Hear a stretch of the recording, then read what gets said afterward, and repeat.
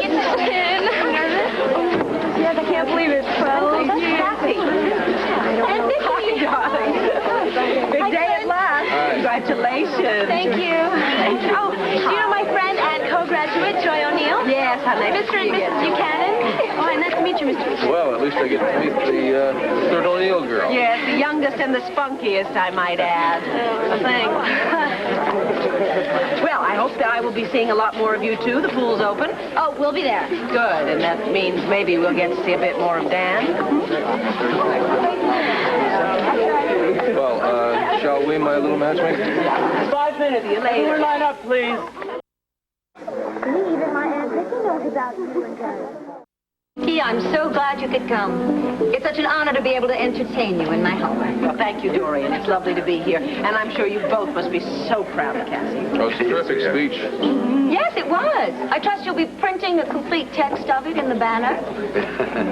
Well, as a matter of fact, Dan Wolig did cover the graduation exercises for us. I wouldn't be surprised if he didn't throw in a quote or two. I'm sure that a word from the editor and or publisher would help a great deal, wouldn't you say?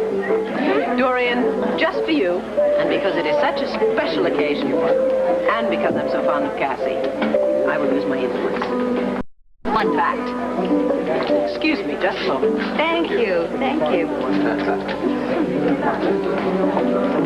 Cassie. And Vicky. Congratulations, sweetheart. Thank you. The speech was wonderful, and I'm so proud that you were the valedictorian. I wanted to ask you what the speech was like. I really respect your judgment. Oh, so, it was wonderful. It really was. It was fantastic. In fact, I need to speak to you, young man. Uh-oh, that's your publisher's voice. What am I going to do? Am I fired? Ha, ha, ha. Pick up your paycheck in the morning. No, I'm going to borrow him just for a minute, and I will return him. All right? Okay. Excuse me, just a moment. Talk to you later. Please.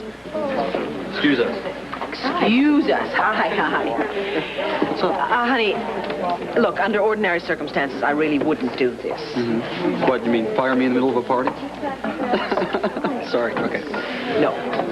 Under normal circumstances, I would totally ignore Dorian. But she has asked me for a favor, and because of the Look, she asked me if it would be possible for you to include some quotes from Cassie's speech in your article about the graduation tomorrow.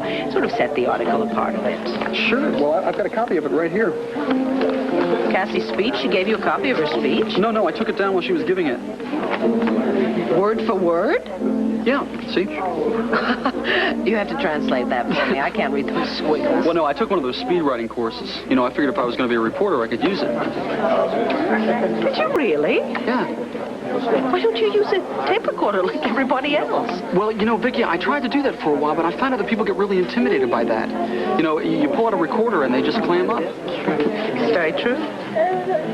You really are something, aren't you? I don't think we've ever had a reporter quite like you. I think your grandfather would approve, and I think your dear mother. She would be so proud of you. Thank you. It's the nicest thing you could have said to me.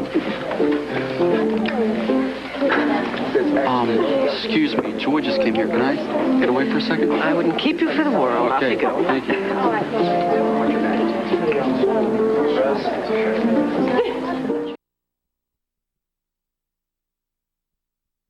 Mom, I have to go find her. Well, I saw her when I came in. Let's go find her. Okay. Bye-bye. Hi, babe. I got your present. Happy graduation. Go ahead, open it. Wonderful. Thank you so much for coming. I lost Gary somewhere, and I have to go find my mother, so excuse me. Okay. What a great night. You know, he's hired a hotshot lawyer from New York, so anything can happen right now. Oh, Cassie, hey, congratulations. So glad that you could come to my party. I wouldn't miss it. I hear that was some terrific speech you made. Yes, sir. Maybe we ought to book you to do the commencement address at the police academy, huh? Oh, I think so. Dad, where's Mama? She's fine. She went to get a kind of special graduation present for you. I better go check, see how she's doing. Ed, not shop talk. There's a feast to be had. I'll take care of it. So, Joy, how does it feel to now enter the working world? Fantastic. Really, anything to get me away from how you feel. I know how you feel. Oh, you mean you're still young enough to remember? Hey, come on. Gray hairs haven't arrived yet. Or have they? Huh? No. It'd be great to have a Cassie working there, right? Oh, you bet it. Wonderful. Ladies and gentlemen, may I have your attention, please? I have a special announcement to make. Cassie's mother has a very special graduation present for her. Now, you stay right there, baby. Right there. All right?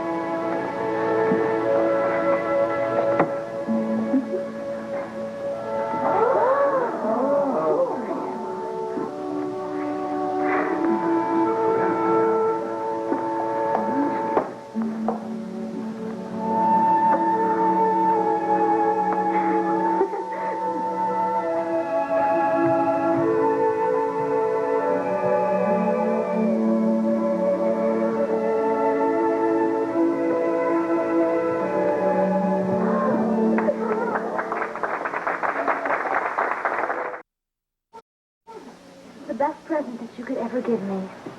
Steve, how did this happen? We discovered it tonight. It's too long a story to go into now. We'll tell you later. Yes. Anyway, it's going to take a lot more work and therapy, but I'm on my way. I told you I'd walk for your graduation, didn't I? But I better sit down now. Excuse me, everybody.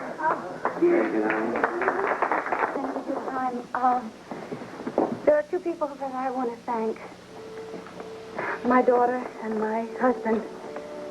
Without them, I wouldn't have been walking, and I wouldn't be able to make the full recovery that I'm sure I'm going to make. And I would like to thank all of you for sharing this very joyous occasion with my family. Thank you. Thank you.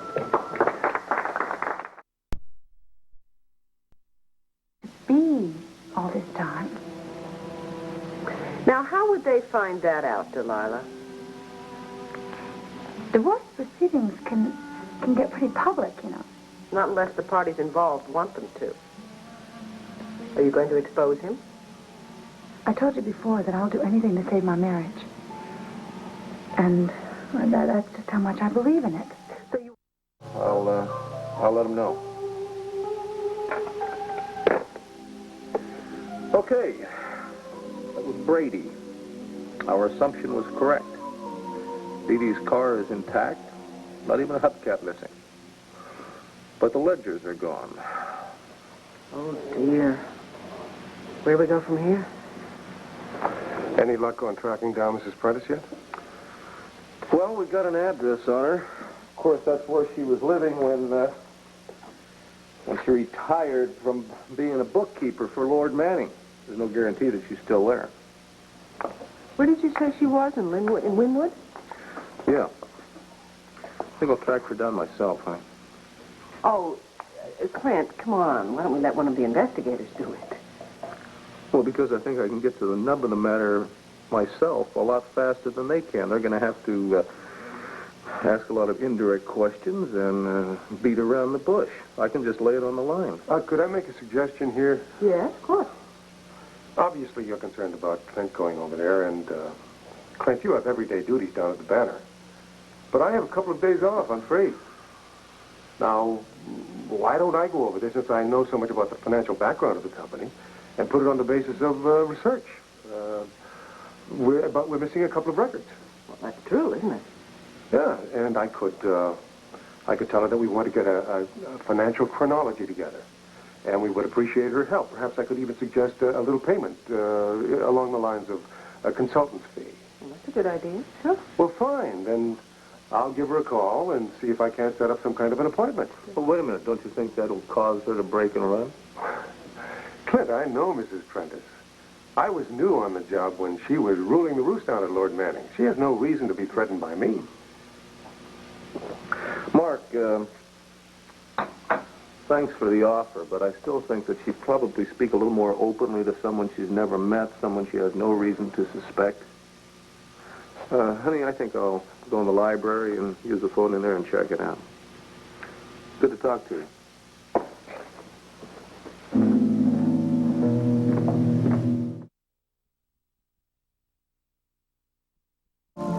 Landlord says he's never even heard of her. Claims he just took over the building 6 months ago. Well, that would make sense, but do you think she got lost on purpose? I have no idea. I guess the only thing to do then is to give her name and address to the police, don't you think? I agree.